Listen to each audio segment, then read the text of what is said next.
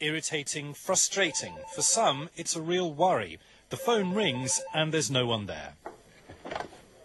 Hello? So-called silent phone calls have become a real menace. Is there anyone there?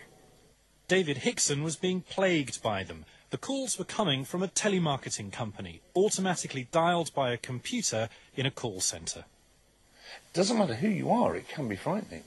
If you perhaps have broken up in a relationship or something and you suspect it might be an ex-partner or a neighbour or anybody around, you don't actually have to be a sort of doddery elderly person to be alarmed by this. I was actually quite alarmed at first. David's silent calls were coming from MKD Holdings Limited, owners of Kitchens Direct. They have 6 call centres across the country, but their computer was generating more calls than they had staff. The figures in this case are truly staggering. Over a 3-month period, Kitchens Direct made a total of 26 million phone calls, and of those, 1.5 million were so-called silent calls.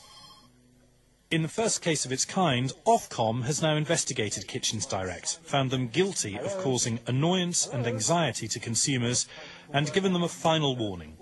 It is the very, very last chance. But if there is any repeat of the kind of activity we've seen in the past, then those fines, those penalties, that further action will happen. But David remains dissatisfied. Why? Because telemarketing companies are still allowed 5% of the calls they make to be silent.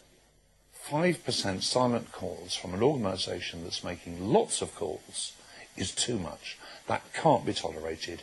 If it's nuisance, it must be stopped.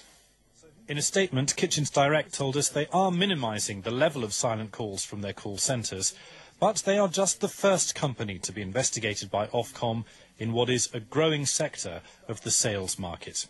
Graham Satchell, BBC News.